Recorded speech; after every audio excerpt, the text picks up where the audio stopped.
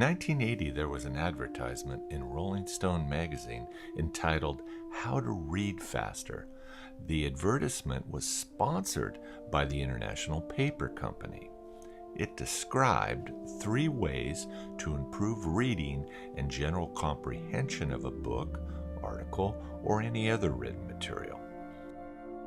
After reading the piece, Dennis recognized the value of learning and developing these skills and decided to make a chart for future reference for himself and others. Let's review what he discovered and how he eventually prepared the chart. We went ahead and retyped a copy of the advertisement word for word for clarity. Before we construct the chart, let's take a look at the content. This advertisement and subject matter provide a good example of how we begin to construct a chart from a written narrative. Please go ahead and pause the video and read the article now. Welcome back. Now let's go ahead and take a look at Dennis's notes from the article. Interestingly, Dennis used a spreadsheet program that was available at the time called SuperCalc to organize the 3 sections into rows and columns that gave the appearance of a diagram. As we study how IdeaGrams evolved, it is important to be aware that there are many methods of analyzing and restating the content. The critical element is rephrasing the material in a manner that emphasizes the core ideas in a logical and legible manner. Here's the same chart, cleaned up without the numbers and letters from the spreadsheet program. Now let's take a look at another chart. It shows how the same ideas would look displayed in a bar chart format.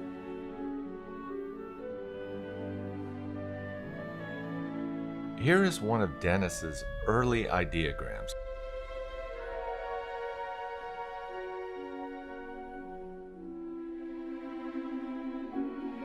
To show you how this process has evolved, years later, Dennis re-examined his notes as he reread the article.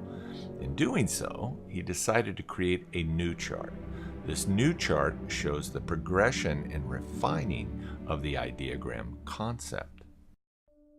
This is a good time to look at how Dennis created this new IdeaGram. Remember that one of the objectives of creating an IdeaGram is to extrapolate the highlights and main points of interest from a narrative. Another objective is to arrange and organize the ideas into a visual diagram that can be scanned and understood.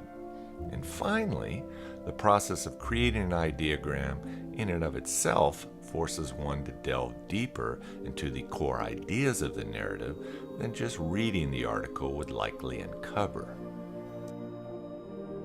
So let's analyze this. The first thing Dennis does is start with the title.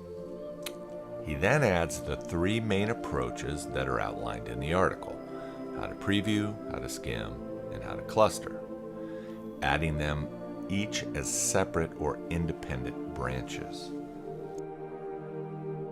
Next, he arranges the techniques used in each practice and lists each step in succession.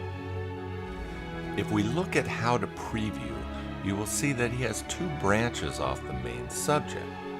The one with the straight line covers the steps, techniques, or approach to be taken. The broken line, which runs parallel below, lists the benefits of using this specific technique. As you can see, he did the same thing with how to skim. Technique on top using the straight line, and benefits below using a broken line. In how to cluster, he split 2 points, see all the words, and group them 3 or 4 at a time, and he connects them to a straight line with look at groups of words instead of one at a time. In this case, both those extracted ideas were determined to be parts of the core idea and needed to be linked and added prior. When studying an IdeaGram, what is interesting to note is everyone's interpretation of the material or their analysis of the author's intent may be slightly different.